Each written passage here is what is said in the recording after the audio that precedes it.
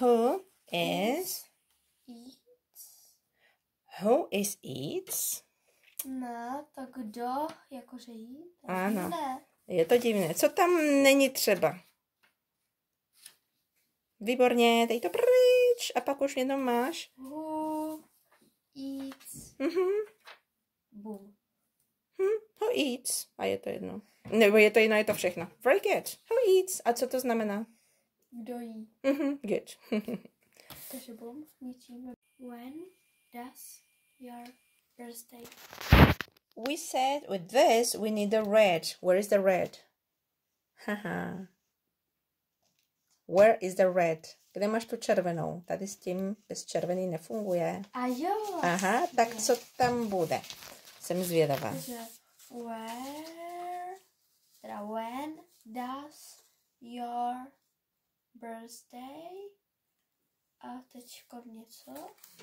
No a co, viď? No. Tak když to nevíde, tak co kdybychom změnili tu barvu? Že by tam ta modrá nebyla, ale něco jiného. Tak, počkat, já to musím najít. Tohle. Výborně. A bylo to úplně ve spod. Takže třeba where, Kdy, ano. When are you for birthday? Kolik? Já vím, že ti narozeniny je jakoby víc těch narozenin, ale v angličtině je to jeden ten den, takže to jsem já. Já vím, že jsou tvoje narozeniny, ale je to... A já. Jo. When is your birthday? Jo, chápeš to? Že ta narozenina, jakoby, je to ten den těch narozenin. Nejseš to ty a nejsou ty narozeniny. Very good. When is your birthday? To je věta, kterou už znáš z těch písniček, akorát, že když je to takový kostrbatý, je divný. Very good. When is your birthday? Good. Tak teďko třeba when. Pak, co bychom měli dát dál? When.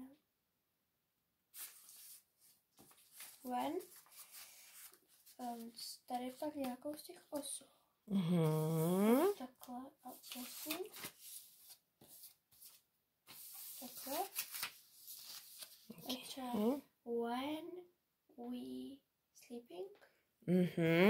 And how many oranges or orange cards do you need for the sentence? Do you remember? Yes, you have it in your left hand. Yes, put it there. A já jsem říkala, že tam nemusí být, tak pak jsme to. Aha. When are we sleeping? A česky, co to znamená? When, kdy my spíme. Ano. Právě teď, jako kdy to bude, jo, už se těšíme na tu pyjama party. Very good. Wonderful. So, when are we sleeping? Start. Who jumps? And in Czech? Kdo skáče? Who does he? You have... This is not who, because if you had who, you can't have he. No? When does he read Books. books? A co to znamená česky? Kdy on čte knížky. Výborně. Next. Where do you jump?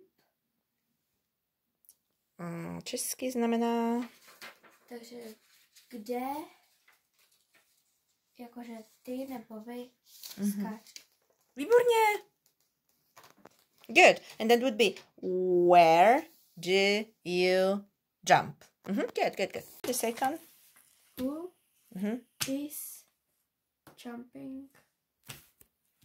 You can add who is jumping. Now. Very good. And what does it mean in Czech? Kdo skáče teď? Good. Wonderful.